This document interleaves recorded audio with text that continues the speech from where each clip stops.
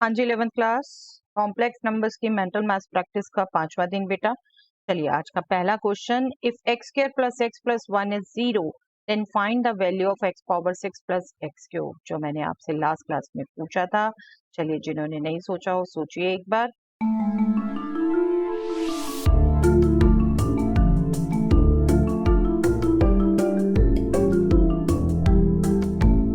देखिए बेटा, अगर अलजेब्राइक आइडेंटिटीज आपको याद हैं तो ये एक्सप्रेशन आपको बिल्कुल याद आना चाहिए। देखिए, एक मैं अलजेब्राइक आइडेंटिटी आपको रिकॉल करवाऊं, A cube minus B cube is A minus B into A square plus A B plus B square.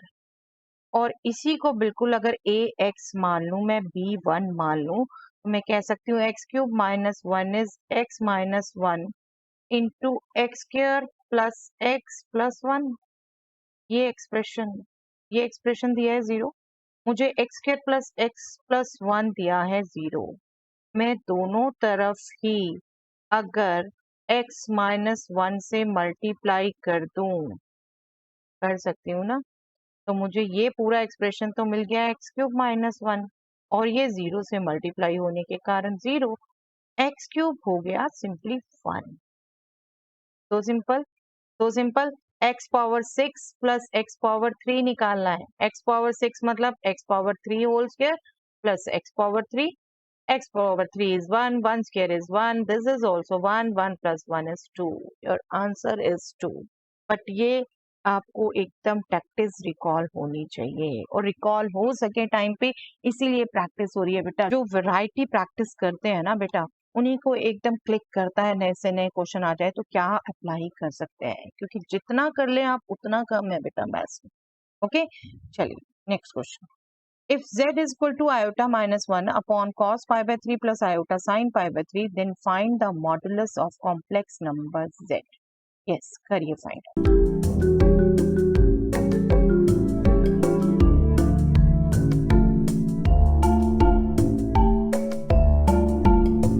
Yes, आपको याद रहना चाहिए बेटा रिजल्ट, अगर एक कॉम्प्लेक्स नंबर दो कॉम्प्लेक्स नंबर के डिवीजन के फॉर्म में दिया है तो modulus z actually numerator complex number का मॉडुलस डिवाइडेड बाय जो डेनोमिनेटर में कॉम्प्लेक्स नंबर है उसका मॉडुलस होता है। तो बस वही यूज करना है, डोंट थिंक आपको इसको चेंज करना है। मॉडुलस ऑफ z, अब इसका मॉडुलस निकालना है आपने न्यूमैरेटर का, 1 प्लस माइनस 1 होल स्क्वायर √2, ठीक है, √2। और इसका करोगे देखो simple, cos square pi by 3 plus sine, value नहीं पुट करनी आपने, उतना लंबा नहीं करना। cos square pi by 3 plus sine square pi by 3 का square root, that means 1। Sine square theta plus cos square theta is 1, हमें नहीं फर्क पड़ता क्या एंगल है, दोनों सेम होने चाहिए बस, ठीक है। √2 डिवाइडेड बाय √1 इज √2। तो ऐसा नहीं है, क्वेश्चन आपको मुश्किल लगे पर आप सोचोगे तो बहुत सिंपल ढंग से हो जाता है बेटा, है ना। √2 इज द आंसर। चलिए, find the modulus of the complex number z is equal to 1 plus cos 2 pi by 3 plus iota sin 2 pi by 3. Yes, करिए बेटा।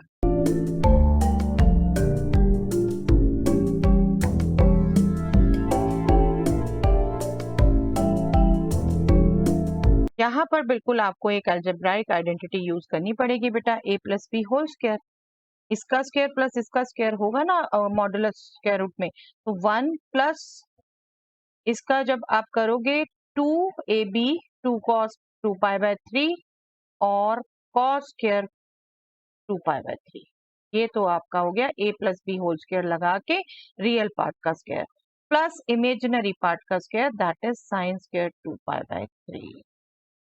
ओके, ये स्क्वायर रूट होगा, ये आपका क्वेश्चन बन गया 1। और cos 2 पाई बाय 3 मतलब cos pi minus pi by 3, आपको सीधा याद है, वेल एंड गुड, नहीं याद तो मैं एक बार बताना चाहूंगी बिल्कुल। cos pi minus pi by 3 that means minus cos pi by 3, that means -1/2। तो ये वैल्यू हो गई -1, 1 -1, 2 इंटू -1/2 इज -1, और ये 1 क्या आ गया, सिर्फ 1, and square root of 1 is 1, modulus is again 1 here. Okay, find the modulus of the complex number z which is -2 times cos 2 pi by 3 plus iota sin 2 pi by 3। करिए बेटा।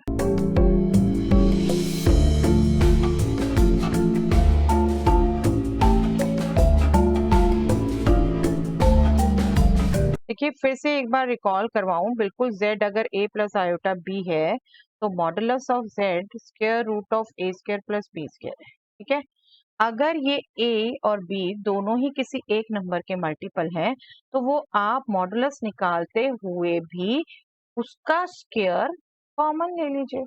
Don't think कि पहले इसे -2 अंदर multiply करना है, फिर इससे करना है, फिर करना है।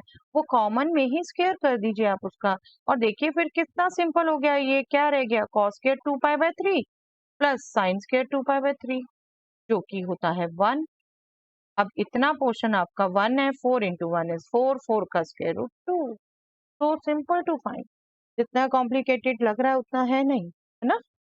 चलिए next, find the maximum value of a for which x square minus 50x plus 25a equal to 0 has real roots।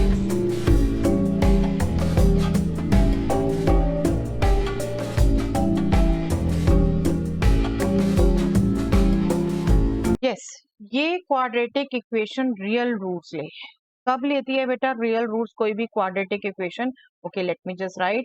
अगर ax square plus bx plus c equal to 0 quadratic equation दे रखी है, इसके रियल रूट्स कब होते हैं? जब discriminant इसका greater than equal to 0। Equal to 0 में इक्वल होते हैं और डिफरेंट होते हैं जब ग्रेटर देन 0 होता है। दैट मीन्स डी डिस्क्रिमिनेंट क्या होता है? b square minus 4ac, this should be greater than equal to 0। तो बस यहाँ से आपने डिस्क्रिमिनेंट निकालना है। b इज -50 बेटा, -50 square minus 4a is 1, c is 25a, this should be greater than equal to 0। अब देखो ये हो गया 2500 स्क्वायर, ये आपका हो गया -100a। चलिए एक बार लिख ही देती हूँ, 2500 minus 100a, that should be greater than 0। That means 100 आप बिल्कुल काट के सोच सकते हैं, 25 minus a should be greater than 0, या यूं कहें a should be less than equal to 25। यहीं से आप अगर सीधा नहीं सोच पाते तो 25 greater than equal to a, या फिर a less than equal to 25।